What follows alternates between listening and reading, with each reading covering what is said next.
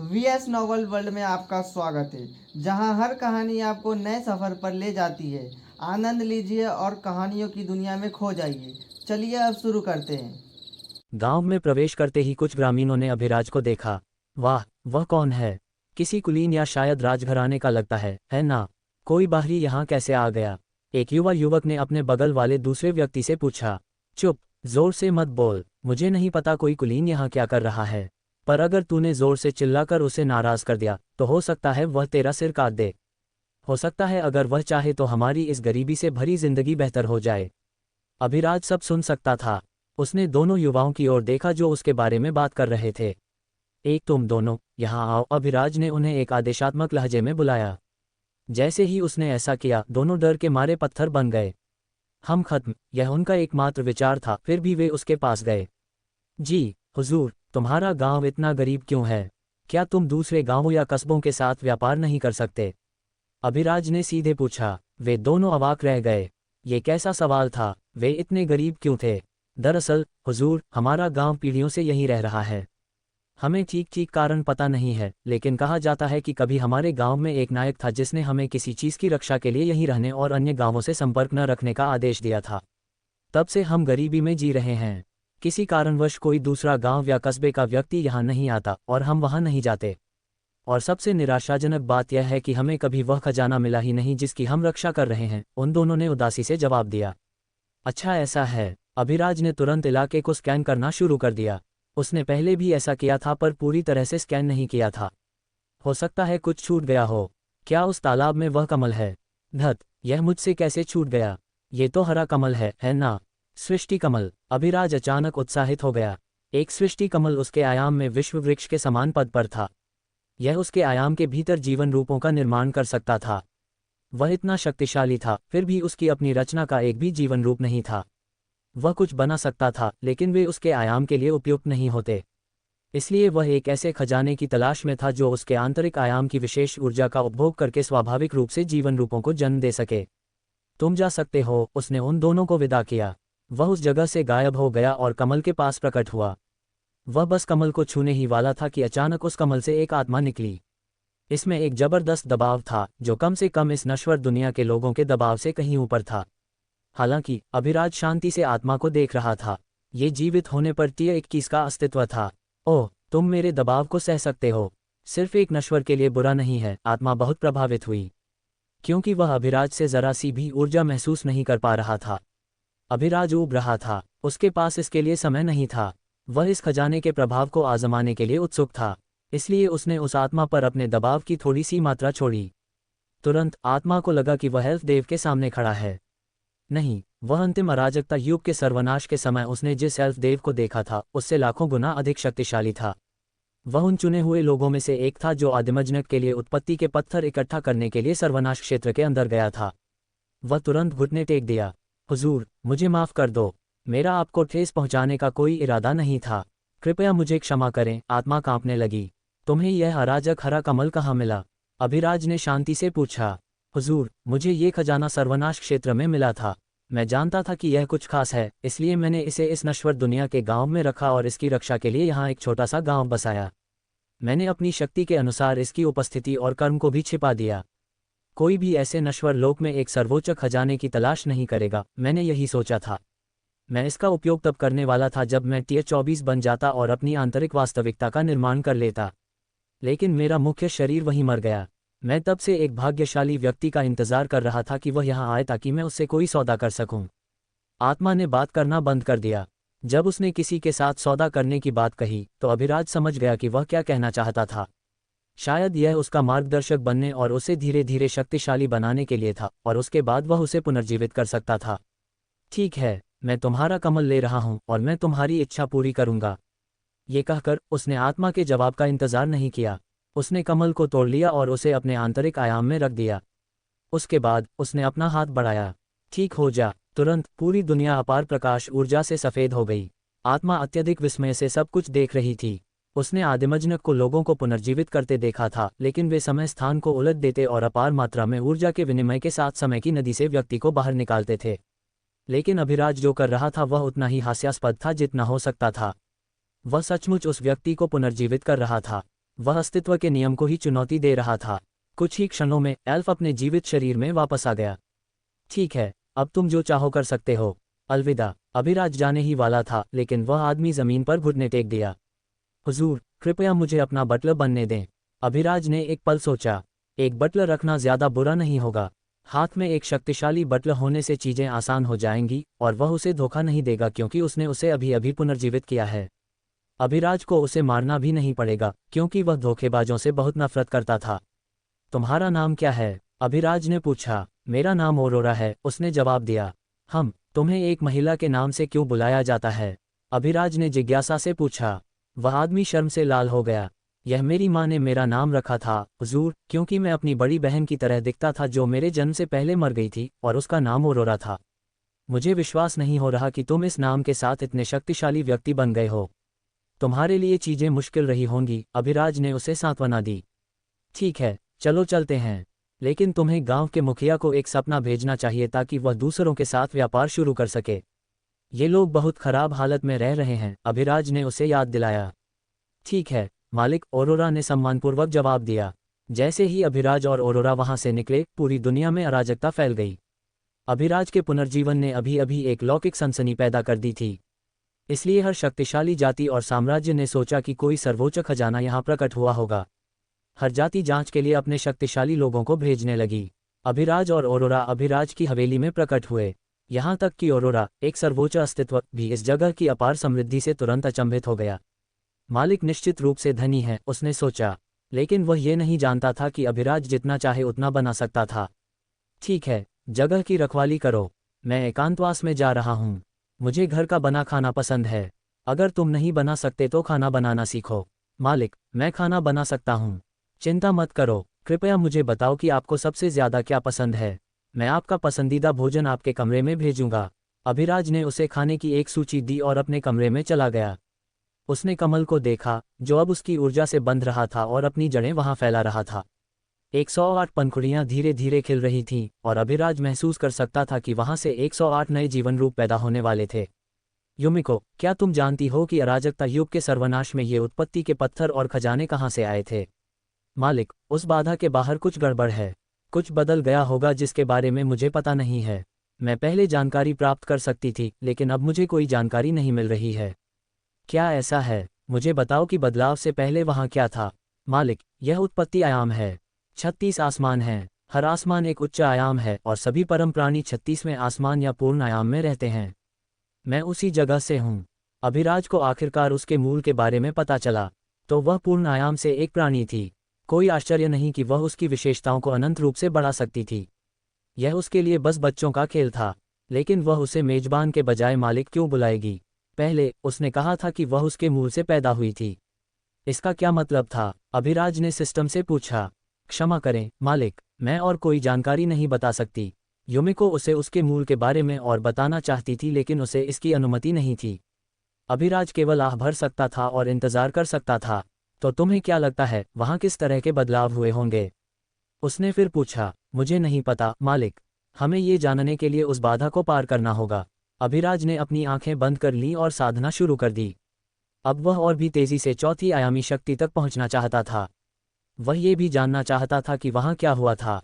यामिनी साम्राज्य में पशु जाति के लोगों का साम्राज्य। देवी नूपुर, क्या हमें अब निकलना चाहिए? एक लोमड़ी कान वाली लड़की ने अपने सामने दिव्य दिखने वाली लोमड़ी महिला से पूछा। हाँ, मैं जानना चाहूंगी कि उस छोटे से एल्फ साम्राज्य में किस तरह का खजाना प्रकट हुआ है। यात्रा के लिए तैयारी करो। उसी की तरह कई उच्च साम्राज्य इस एल्फ साम्राज्य पर अपनी नजरें गड़ा रहे थे। एल्फ साम्राज्य में जहां वह गांव था। महाराज, हमें वहां अपने उच्चतम श्रेणी के जादूगरों को भेजना चाहिए। वह जगह बहुत खतरनाक है। हमारे 10 जादूगर राजा वहां मारे गए हैं। हमें अभी भी सटीक कारण पता नहीं है। मैंने सुना है कि उस जंगल में एक घर है। एल्फ सम्राट इस समय बहुत गंभीर दिख रहा था। क्या तुम्हें लगता है कि चीजें इतनी आसान होंगी? पूरी दुनिया ने ये रोशनी देखी है।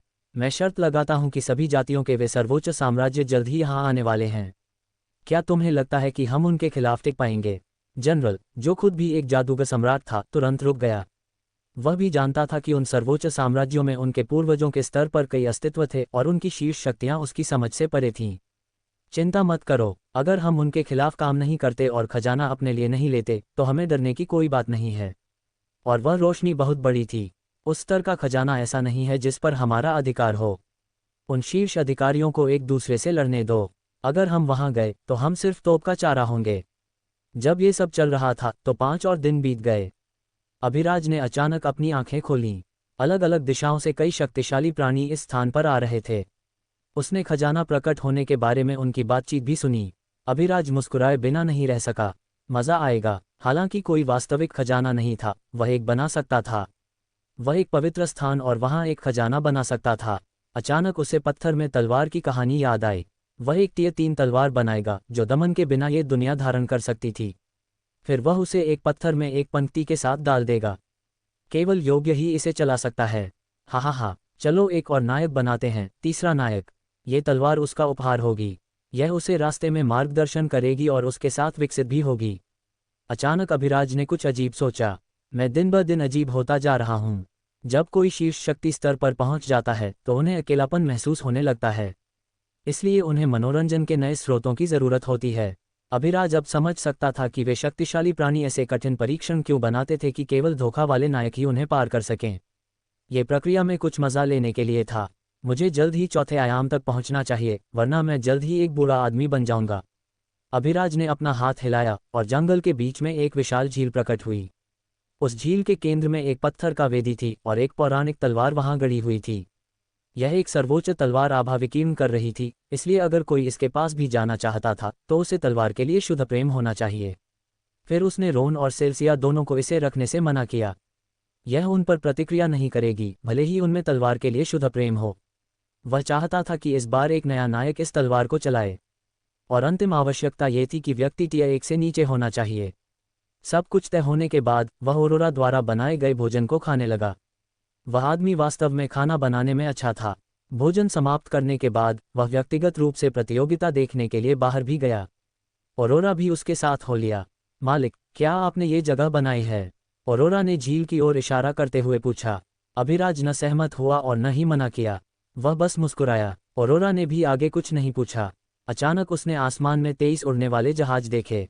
औरोरा ने उन्हें जंगल की सीमा में प्रवेश करने के क्षण से ही महसूस कर लिया था। अभिराज अपने हाथों को पीठ के पीछे रखकर खड़ा था और औरोरा उसके बगल में एक आध्यात्मिक सेब खा रहा था। उन उड़ने वाले जहाजों से 200 से अधिक लोग नीचे उतरे। सबसे उच्चतम प्राणी टिया 1 का था और वे अलग अलग जातियों से थे। वे सब झील के केंद्र में सफ़ेद जैद जैसी तलवार को देख रहे थे। जैसे ही उन्होंने इसे देखा, उनके मुंह से लगभग लार टपकने लगी। लगभग सभी ने अभिराज और औरोरा को नज़रअंदाज कर दिया, जैसे कि वे वहां मौजूद ही नहीं थे। पूर्वज, हमें जीवन मरण की लड़ाई के लिए तैयार रहना चाहिए। वह तलवार हमारे साम्राज्य में प्रवेश करनी चाहिए। इसके साथ हम इस दुनिया में सबसे मजबूत साम्राज्य बन जाएंगे। वे सभी सम्राट अपने बगल में खड़े बूढ़े लोगों से बात कर रहे थे, लेकिन एक भी बूढ़े आदमी ने कुछ नहीं कहा। वे अभिराज और औरोरा को सतर्कता से देख रहे थे। पहले तो उन्हें उनकी उपस्थिति महसूस भी नहीं हुई थी, लेकिन अब किसी तरह वे दोनों वहां थे। और सबसे भयानक बात यह थी कि वे उन्हें देख रहे थे लेकिन फिर भी उनकी उपस्थिति महसूस नहीं कर पा रहे थे। 2 सर्वोच्च अस्तित्व, वे कार्रवाई क्यों नहीं कर रहे हैं?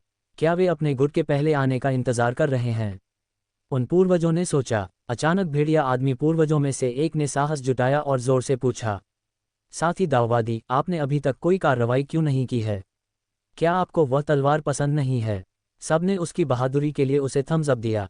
औरोरा ने बूढ़े भेड़िया आदमी को शांति से देखा और कहा, केवल टियर 1 से नीचे के लोग ही वहां प्रवेश कर सकते हैं। ये कहकर वह रुक गया। क्या ऐसा है? उन सब ने इसके नीचे लिखे हुए को देखा। वे अपनी तीव्र उत्तेजना के कारण इसे पहले नहीं देख पाए थे। तुरंत उन्होंने अपनी जाति में सबसे अच्छे तलवारबाज को चुनना शुरू कर दिया जो टियर 1 नहीं था। कुछ अपनी इच्छा को नियंत्रित नहीं कर पाए और तलवार के लिए प्यार किए बिना प्रवेश करने की कोशिश की। इसलिए वे तलवार के पास के घेरे में भी प्रवेश नहीं कर पाए। उसके बाद ही लोगों को विश्वास हुआ कि नीचे लिखा हुआ सच था। ये खबर पूरी दुनिया में जंगल की आग की तरह फैल गई। सर्वोच्च साम्राज्य अभी तक नहीं पहुंचे थे और उन्होंने भी खबर सुनी। अब उन्हें अपने दृष्टिकोण की फिर से योजना बनाने की जरूरत थी। उन्हें सबसे अच्छा तलवारबाज ढूंढना था। केवल सर्वोच्च लोमड़ी साम्राज्य में ही उनकी महारानी नूपुर ने खबर के प्रति तिरस्कार दिखाया। मुझे विश्वास नहीं है कि इस दुनिया में कोई भी हथियार मुझे रोक सकता है अगर मैं इसे लेना चाहूं। वह एक टियर 3 अस्तित्व थी, इस दुनिया की बहुत ही चरम शक्ति, और वहीं से उसका आत्मविश्वास आया था। अभिराज ने थोड़ी देर देखा और जल्द ही उब गया। वहां सचमुच कोई योग्य व्यक्ति नहीं था, इसलिए वह घर चला गया। औरोरा, उस गांव में एक सराय बनाओ ताकि लोग रात वहां बिता सकें। मुझे लगता है कि ज्यादा से ज्यादा लोग अपनी किस्मत आजमाने आएंगे। ये कहकर अभिराज चला गया। जैसे ही वह हवेली में प्रवेश करने वाला था, उसने एक टियर 3 अस्तित्व की आभा महसूस की, और वह एक लोमड़ी महिला थी जो अत्यधिक अहंकारी लग रही थी। ओहो, मुझे लगता है कि मैं आखिरकार यहाँ इंतजार करूंगा, अभिराज ने मनोरंजन के साथ सोचा।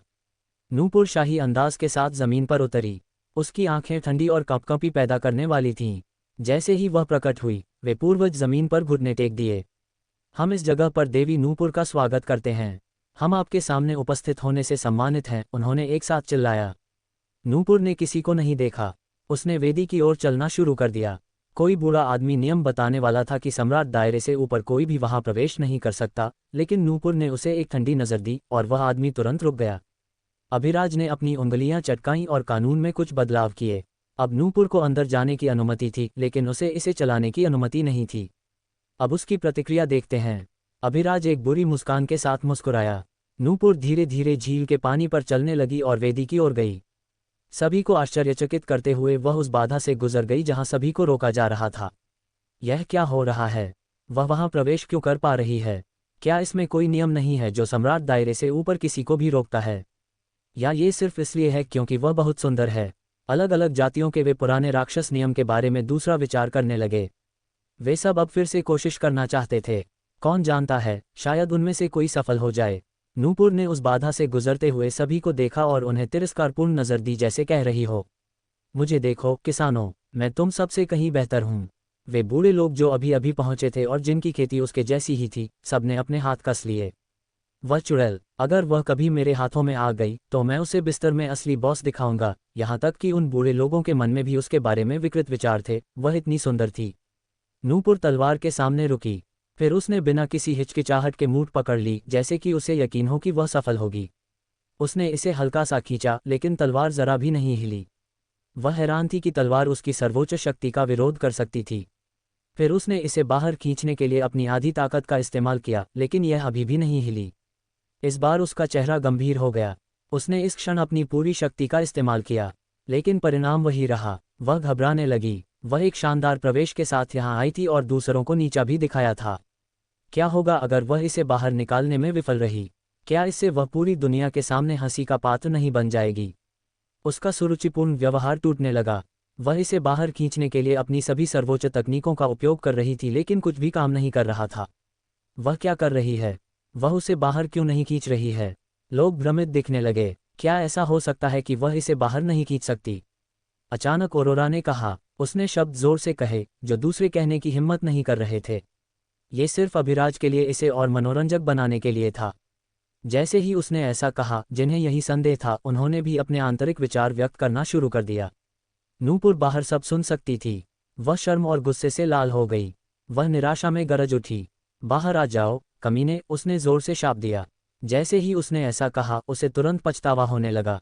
उसका देवी जैसा संपूर्ण चेहरा अब नष्ट हो गया था। बाहर वाले मुश्किल से अपने कानों पर विश्वास कर पाए। उन्होंने अभी अभी क्या सुना? देवी नूपुर ने अभी अभी शाप दिया। कुछ तो लंबे समय तक इसे नियंत्रित करने में विफल रहने के बाद हंसने भी लगे, लेकिन यह उनके लिए एक बड़ी गलती थी। उसके शरीर से एक अलौकिक हत्या का इरादा उठा और उन सभी पर केंद्रित हो गया जो अभी हंस रहे थे। किसने मेरा मजाक उड़ाने की हिम्मत की? नूपुर अपने सभी साधनों का उपयोग करने के बाद भी विफल होने पर बाहर आए। वह उन कमजोर लोगों पर अपनी सारी निराशा उतारने के लिए तैयार थी जो अभी अभी हंसे थे। वाह नूपुर, तुम्हें क्या चाहिए? यह मत भूलो कि हम यहाँ मौजूद हैं। क्या तुम हमारे लोगों पर हमला करने की हिम्मत करोगी? टियर 3 बूढ़े पुरुषों में से एक उस पर गरजा। बूढ़े गंजे, क्या तुम मेरे राष्ट्र के साथ युद्ध करना चाहते हो? मैं तुम्हारे पुराने शरीर को एक झटके में नष्ट कर दूंगा। इस अपमान के बाद नूपुर पागल हो गई थी। अब उसे किसी और चीज की परवाह नहीं थी। वह बूढ़ा आदमी अपमान से लाल हो गया। चुड़ैल, अपने अहंकार को छोड़ो। मैं तुमसे नहीं डरता। चलो युद्ध करते हैं, वह जोर से गरजा। नूपुर विश्वास नहीं कर पाई कि यह बूढ़ा कमीना सिर्फ इसलिए उसके साथ युद्ध करने की हिम्मत करेगा क्योंकि उसने उनकी जाति के कुछ चींटियों को निशाना बनाया था। क्या उसकी प्रतिष्ठा पहले ही इस स्तर तक पहुंच चुकी थी? नूपुर, उससे माफी मांगो, नहीं तो हम भी तुम्हारे खिलाफ युद्ध करेंगे। दूसरे बूढ़े लोगों ने पहले वाले का पहले ही समर्थन कर दिया था। नूपुर लोमड़ी जाति की एक अत्यंत अहंकारी पूर्वज थी। वे उसे गुस्सा दिलाना पसंद नहीं करते थे क्योंकि वह हमेशा एक देवी का आभास देती थी, इसलिए वे उससे कुछ हद तक मोहित थे। लेकिन आज वह मुखौटा खत्म हो गया था। उसका देवी जैसा व्यवहार पूरी तरह से कुचल दिया गया था। वह उनके लिए अब कोई खास नहीं थी। नूपुर को लगा कि दुनिया उसके चारों ओर घूम रही है। हर कोई ऐसा व्यवहार क्यों कर रहा था? ठीक है, मैं इसे याद रखूंगी, उसने कहा और अपने नौकरों के साथ चली गई और उड़ गई। उन्होंने उसे नहीं रोका, वे अनावश्यक युद्ध भी नहीं चाहते थे। ठीक है, देखते हैं कि क्या हम वहां प्रवेश कर सकते हैं या फिर छोटे लोगों को कोशिश करने दो, किसी ने सुझाव दिया। जैसे ही उन्होंने कोशिश की, पहले की तरह वे वहां प्रवेश करने में विफल रहे। तो युवा पीढ़ी ने कोशिश करना शुरू कर दिया। यह एक त्योहार जैसी जगह बन गई। दुनिया भर से युवा लोग अपनी किस्मत आजमाने के लिए यहाँ आने लगे। 10 दिन बाद अभिराज ने एक दिशा की ओर देखा। रोन वहां से आ रहा था। उसके साथ एक छोटा लड़का था। वह उसी उम्र का था या थोड़ा छोटा। भाई रोन, क्या तुम्हें यकीन है कि तुम्हारी माँ मेरा स्वागत करेंगी? मैं आखिर एक डार्क एल्फ हूँ, उसने धीरे से कहा। किसी भी चीज़ की चिंता मत करो, बस मेरे साथ आओ, रोन ने उसे आश्वासन दिया। अचानक उसने देखा कि वह गांव जहां वह रहता था अब एक सुनसान जगह नहीं थी। हजारों लोग आ जा रहे थे। वे सब सम्राट दायरे या उससे नीचे के थे। यह क्या हो रहा है? यहाँ इतने सारे लोग क्यों हैं?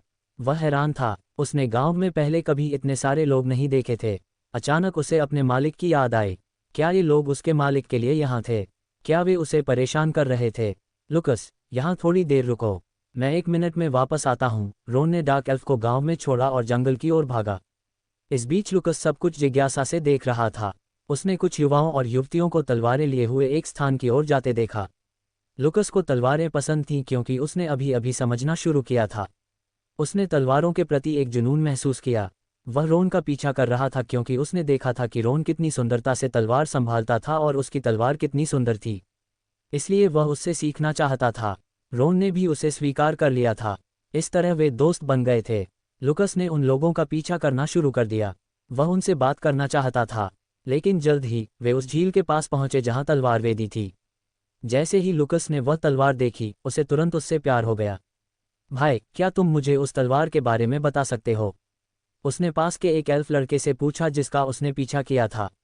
जब लड़के ने देखा कि वह एक डार्क एल्फ था तो उसे घृणा महसूस हुई। यहाँ से चले जाओ, मेरे पास मत आना, उसने कहा और चला गया। लुकस ने व्यवहार पर ध्यान नहीं दिया। वह इसका आदी था, इसलिए उसने स्थिति को समझने के लिए देखना शुरू कर दिया।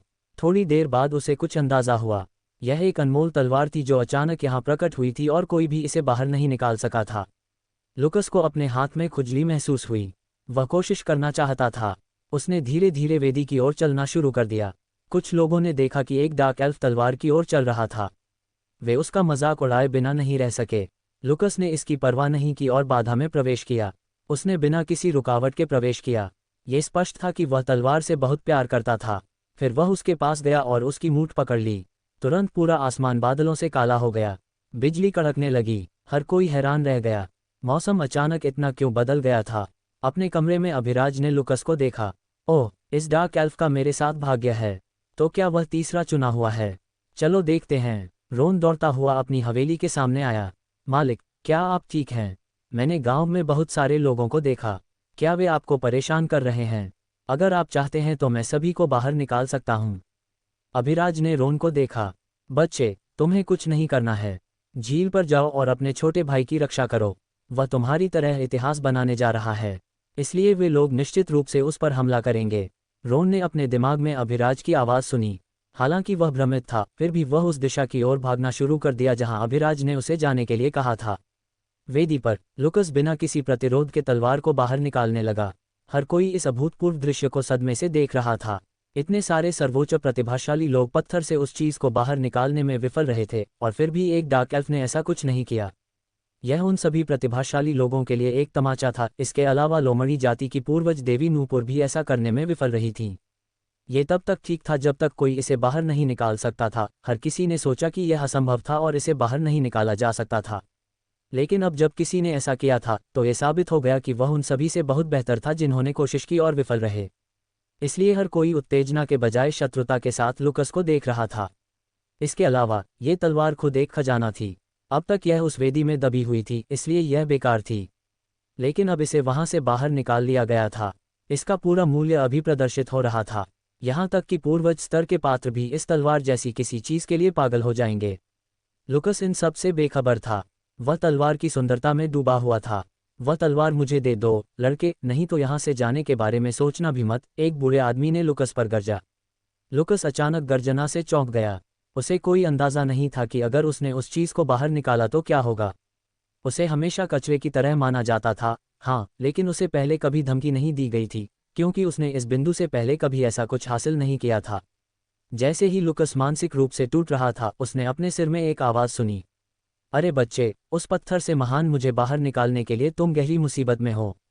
अगर तुम जीवित रहना चाहते हो तो नायक की तरह काम मत करो। बस यहीं रहो जब तक तुम्हारा बड़ा भाई तुम्हें बचाने नहीं आ जाता। लुकस अपने दिमाग में अचानक आए आवाज से घबरा गया। उसने अपने हाथ में तलवार की ओर देखा और आश्चर्य से पूछा, क्या तुम तलवार मुझसे बात कर रही हो? बेशक मैं हूँ, मूर्ख। तुम महान मेरी आवाज को कैसे नहीं पहचान सकते? आवाज ने उसे डांटा। कृपया मुझे क्षमा करें हुजूर, आपको न पहचानने के लिए। लुकस ने तुरंत माफी मांगी। वह बहुत विनम्र व्यक्ति था, कम से कम जीवन ने उसे विनम्र बना दिया था।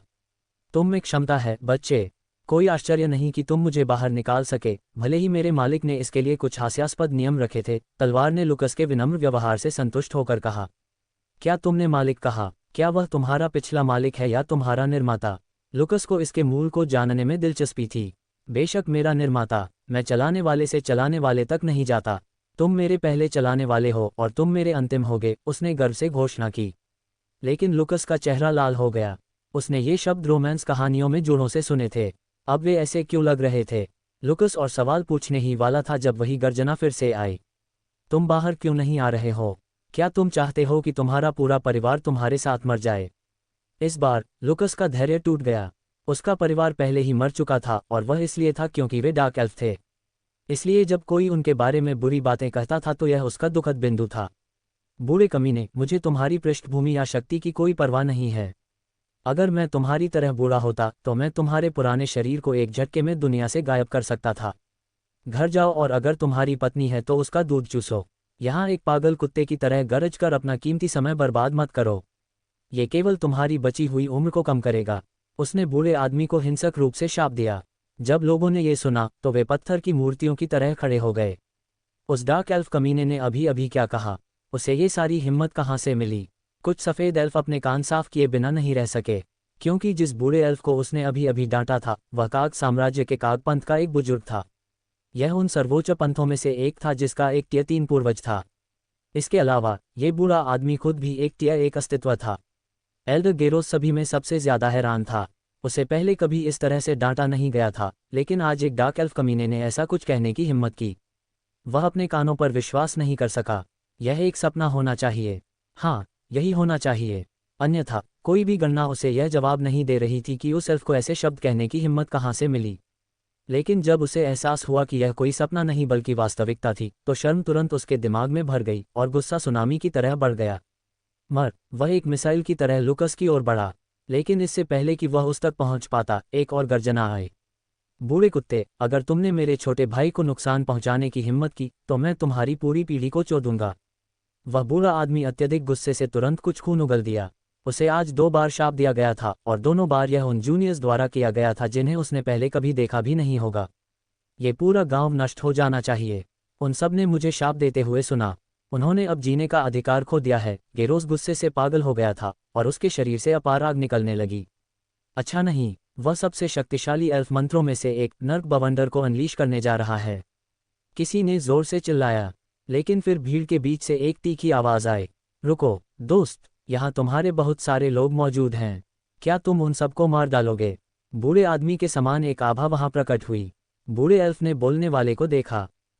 तुम जैसे गंदे दानव को क्या पता होगा? क्या तुम में जरा भी आत्मसम्मान है? गेरोस ने उसे तिरस्कार से देखा। तुम उन लड़कों को चोट नहीं पहुंचा सकते, वे मेरी सुरक्षा में हैं। बोलने वाले ने फिर से कहा, मुझे हंसाओ मत। क्या तुम्हारा छोटा दानव साम्राज्य मेरे शक्तिशाली काग साम्राज्य के खिलाफ जाने की हिम्मत करेगा? गेरोस जोर से हंसा, मैं बिल्कुल वही करने जा रहा हूँ। मैं तुम्हारे काग साम्राज्य से लड़ूंगा, भले ही मुझे इस प्रक्रिया में मरना पड़े, बूढ़े दानव ने कहा जैसे ही वह बदलने लगा। रोन नए आने वाले को देख रहा था। वह उसे नहीं जानता था, लेकिन वह वहां खड़ी एक अत्यंत सुंदर राक्षसी लड़की को देख सकता था। वह और कोई नहीं बल्कि सेल्सिया थी। वह पहले से भी ज्यादा अलग और ठंडी दिख रही थी। ये बूढ़ा आदमी उसके साम्राज्य से होना चाहिए। उसके शब्दों को देखते हुए वह एक बहुत शक्तिशाली पद रखता है। शायद वह उसका दादा है, रोन ने अपने मन में सोचा। रोन इस समय एक चरम सम्राट दायरे की शक्ति वाला था। अपने अराजकता शरीर के साथ वह आसानी से गेरोस जैसे टिया एक एल्फ से लड़ सकता था, इसलिए उसे वास्तव में मदद की जरूरत नहीं थी। लेकिन उसने दयालुता की सराहना की। गेमार साम्राज्य के दानव पूर्वज ने गेरोस पर हमला किया और गेरोस ने अपनी शक्ति से जवाबी हमला किया। वे दोनों बराबर के थे। शायद यह उसी तरह रहता अगर कोई हस्तक्षेप नहीं करता, लेकिन अभिराज का पहला चुना हुआ रोन वहां खड़ा था। वह हस्तक्षेप क्यों नहीं करेगा? इसके अलावा उसने पहले ही विलुप्ति तलवार कला का दूसरा स्तर सीख लिया था। रोन ने एक कदम आगे बढ़ाया। हर कदम के साथ अपार तलवार का इरादा निकलने लगा। मर, बूढ़े कुत्ते! रोन गरजा और सीधे विलुप्ति तलवार कला के दूसरे स्तर का इस्तेमाल किया। उस बूढ़े चीज को प्रतिक्रिया करने का समय नहीं मिला और उसका एक हाथ तुरंत कट गया। तुम मरोगे, कमीने! उसने काग टोकन निकाला और तुरंत उसे कुचल दिया। यह एक आपातकालीन टोकन था। जब कुचला जाता था तो यह एक संकट संकेत भेजता था जिसमें कहा गया था कि टिया एक स्थिति को संभाल नहीं सकता, इसलिए टिया 2 से अनुरोध किया गया था। रोन ने परवाह नहीं की। उसने अपनी तलवार को ऐसे घुमाना शुरू कर दिया जैसे वह नाच रहा हो। विला में अभिराज ने सिर हिलाया। उस बच्चे ने अच्छी प्रगति की है, उसने प्रभावित होकर कहा। हर कोई रोन की सरासर युद्ध शक्ति से चकित था। वह कमजोर दिखने वाला बच्चा वास्तव में काग साम्राज्य के एक बुजुर्ग के खिलाफ अपनी पकड़ बना सकता था। उसने उसका एक हाथ भी काट दिया, भले ही वह एक चुपके से हमले से था, फिर भी यह एक महान उपलब्धि थी। सेल्सिया रोन को आश्चर्य से देख रही थी। वह इतना शक्तिशाली हो गया है। ये बहुत अच्छा होगा अगर मैं मालिक के बगल में रह सकूं। यह इस बात का सबूत है कि वह कितने उत्कृष्ट हैं। यहाँ तक कि एक देवता की रक्त रेखा होने के बावजूद मैं रोन जितनी तेज नहीं हूँ। रोन और गेमार पूर्वज गेरोस से लड़ रहे थे और उसे मारने ही वाले थे जब ऊपर से एक जबरदस्त दबाव प्रकट हुआ और रोन और दानव पूर्वज दोनों को जमीन पर गिरा दिया। एक मध्यम आयु वर्ग का व्यक्ति हवा में अपने हाथों को अपनी पीठ के पीछे रखकर खड़ा था। उससे एक शाही आभा विकीर्ण हो रही थी। एक छोटे दानव और एक सामान्य एल्फ ने काग शाही परिवार के किसी व्यक्ति को छूने की हिम्मत कैसे की? रोन खड़े होने की पूरी कोशिश कर रहा था, लेकिन एक टिया 2 अस्तित्व का दबाव उसके लिए बहुत ज्यादा था। यहाँ तक कि गेमार साम्राज्य का पूर्वज भी अच्छी स्थिति में नहीं था, भले ही वह एक टिया एक प्राणी था। मध्यम आयु वर्ग का व्यक्ति धीरे धीरे हवा से उतरा। उसने सालाजार पूर्वज को अपनी आंखों में तिरस्कार के साथ देखा। तुम जैसे परेशान दानव ने मेरे काग साम्राज्य के किसी व्यक्ति पर हमला करने की हिम्मत कैसे की? मैं वास्तव में जानना चाहूंगा, क्या तुम डरते नहीं हो कि काग तुम्हारे छोटे से साम्राज्य को नष्ट कर देंगे? सालाजार इतने दबाव में था कि उसके मुंह और नाक से खून निकल रहा था। यहाँ आने से पहले उसने लियोन से पूछा था कि क्या वह निश्चित था कि सेल्सिया, देवता रक्त रेखा धारक का ये रहस्यमय मालिक, वास्तव में इतना शक्तिशाली था कि वे अपनी जान दांव पर लगा सकें। लियोन ने उसे 100% गारंटी के साथ आश्वासन दिया था, इसलिए जब गेरोस ने रोन पर हमला किया तो उसने हस्तक्षेप किया। उस आदमी ने फिर रोन को देखा। तुम सिर्फ एक बच्चे हो, फिर भी तुम में इतनी शक्ति है। मुझे बताओ लड़के, तुम्हें यह अवसर कहाँ से मिला? अगर तुम मुझे बताओगे तो मैं काग साम्राज्य के प्रति तुम्हारे अनादर को माफ कर दूंगा। इसके अलावा मैं व्यक्तिगत रूप से तुम्हें काग साम्राज्य की राजकुमारी का पति बना दूंगा। तुम क्या कहते हो? उसने रोन पर अपना दबाव छोड़ा ताकि वह बोल सके। जैसे ही रोन को उसकी स्वतंत्रता वापस मिली, वह गरजा, बूढ़े कुत्ते, अगर तुमने उसे अभी रिहा नहीं किया तो मैं तुम्हें चो दूंगा। रीतिक तुरंत पूर्ण गुस्से से लाल हो गया। वह उस पर अपना दबाव छोड़ने के लिए, साथ ही अगर वह अपना अवसर बताता है तो उसे साम्राज्य का राजकुमार बनाने की पेशकश करने के लिए काफी उदार था। फिर भी उसने एक दानव के कारण उसे हिंसक रूप से शाप दिया। यह अक्षम्य था। उसे मरना होगा। तुरंत रीतिक ने रोन को नष्ट करने के लिए अपनी मुट्ठी में ऊर्जा इकट्ठी की। विला में अभिराज ये सब देख रहा था। उसने औरोरा को देखा। कहिए औरोरा, क्या मैंने कभी कहा है कि अगर मेरा शिष्य किसी समस्या में पड़ गया तो मैं उसकी मदद नहीं करूंगा? औरोरा ने सिर हिलाया। नहीं मालिक, आपने नहीं कहा है। तो हर कोई ऐसा क्यों व्यवहार कर रहा है जैसे मैं मौजूद ही नहीं हूँ? क्या ये स्पष्ट नहीं है कि उसका एक शक्तिशाली मालिक है, इसीलिए वह इतनी जल्दी इतना मजबूत हो गया? अभिराज के चेहरे पर भ्रम का भाव था। साधकों को इतना बेवकूफ कब से हो गया? वे एक चींटी के लिए वास्तव में अहंकारी हैं। मालिक, क्या आप चाहते हैं कि मैं उन्हें सबक सिखाऊं? औरोरा ने शांति से पूछा। चलो बाहर चलते हैं, चलो कुछ मजा करते हैं। अभिराज और औरोरा दोनों उस जगह से गायब हो गए। मुक्का अभी भी रोन पर उतरने वाला था, लेकिन अचानक रीतिक अपने स्थान से गायब हो गया और गेरोस के सामने प्रकट हुआ, जो अत्यधिक आत्मविश्वास के साथ रोन के विनाश के दृश्य को देख रहा था। जैसे ही रीतिक वहां प्रकट हुआ, उसका पूर्ण वेग वाला मुक्का पहले ही गेरोस पर उतरने वाला था।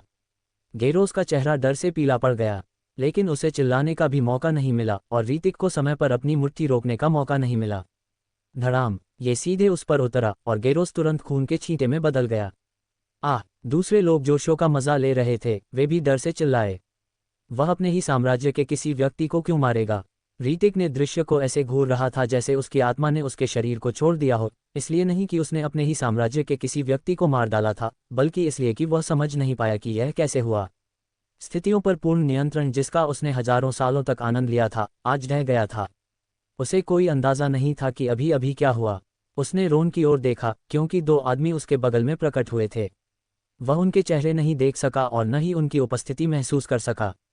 वे ऐसे थे जैसे वे मौजूद ही नहीं थे।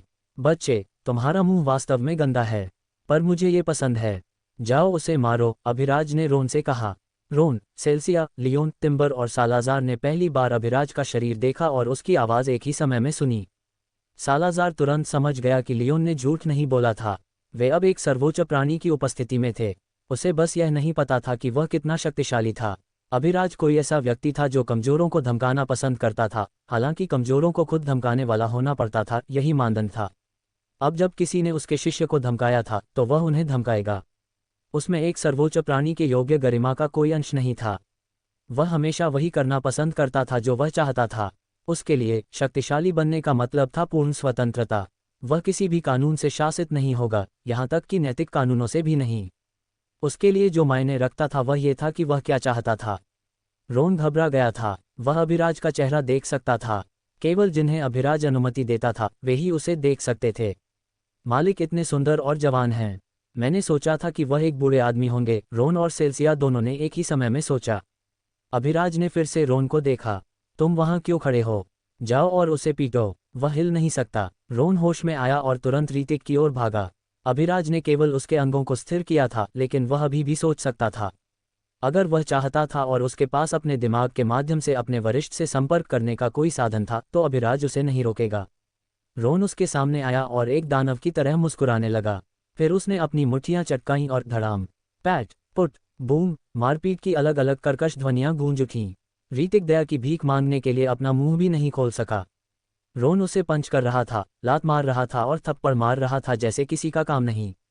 वहां मौजूद हर कोई लाशों की तरह दृश्य देख रहा था। उन्हें नहीं पता था कि दुनिया में क्या चल रहा था, लेकिन वे सब जानते थे कि इस समय कोई इस दुनिया के एक सर्वोच्च अस्तित्व को कुत्ते की तरह पीट रहा था। अभिराज ने सेल्सिया को देखा। बच्ची, तुम भी शक्तिशाली हो गई हो, लेकिन तुम उससे इतनी मजबूत नहीं हो। जाओ और उस आदमी को भी पीटो। मैं तुम्हें और मजबूत बनने में मदद करूंगा। सेल्सिया तुरंत उछल पड़ी। उसके हाथ बहुत देर से खुजला रहे थे, लेकिन यहाँ हर कोई उसकी पहुंच से बाहर था, इसीलिए वह अपनी इच्छा को रोक रही थी। लेकिन अब उसके मालिक ने उसे अनुमति दे दी थी। कौन उसे रोक सकता था? तुरंत वह एक बुलेट ट्रेन की तरह आदमी की ओर भागी और पंच और लात मारना शुरू कर दिया। रोन और सेल्सिया दोनों उस क्षण पूर्ण तालमेल में आ गए। वे दोनों एक ही समय में उसे पीट रहे थे, फिर भी उनमें से किसी को कोई समस्या नहीं थी। जब रोन की मुट्ठी ने उसका शरीर छोड़ा तो सेल्सिया की मुट्ठी पूरी तरह से उसकी जगह पर उतर गई। 30 मिनट तक पीटने के बाद रीतिक लगभग मांस का एक ढेला बन गया था। एक दूसरे दर्जे के अस्तित्व के रूप में उसकी उपचार क्षमता एकदम सही थी, लेकिन अभिराज ने उस क्षमता को रोक दिया था और उसकी रक्षा को भी इस हद तक कम कर दिया था कि अगर कोई छोटा बच्चा भी उसे बिना किसी शक्ति के मारे तो भी उसे दर्द महसूस होगा। तो आप कल्पना कर सकते हैं कि उसकी हालत इस समय कितनी दयनीय थी। ठीक है, बस इतना ही काफ़ी है, अभिराज ने उन्हें रोक दिया। रोन और सेल्सिया दोनों रुक गए और एक ही समय में मुस्कुराए।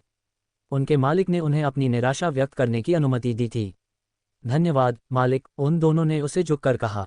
अभिराज ने लुकस को देखा, जो एक चिकन की तरह वहां खड़ा था, क्योंकि उसकी घमंडी और अहंकारी तलवार थोड़ी देर के लिए बात नहीं कर रही थी। अभिराज के प्रकट होने के क्षण से ही वह कांप रहा था। अभिराज ने भ्रमित लुकस को देखा। तुम्हें भी झुकना चाहिए, तुम मेरे तीसरे शिष्य हो। जैसे ही उसने ये कहा, लुकस की तलवार उसके दिमाग में गरजी। तुरंत झुक जाओ, अगर तुम कर सकते हो तो जाओ और उसके पैर के अंगूठों को साफ चाटो। अभिराज ने एक मुस्कान के साथ तलवार को देखा जो मुस्कान नहीं थी। तलवार ने फिर से बात करना बंद कर दिया और कांपना जारी रखा। लुकस ने रोन और सेल्सिया की तरह झुककर कहा, धन्यवाद मालिक। जब वे जश्न मना रहे थे, रीतिक ने पहले ही साम्राज्य को अपना संकट संकेत भेज दिया था।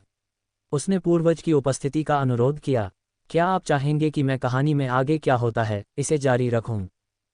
धन्यवाद दोस्तों। अगर कहानी अच्छी लगी हो तो लाइक करें और नई कहानियों के लिए वीएस नॉवल वर्ल्ड को सब्सक्राइब ज़रूर करें।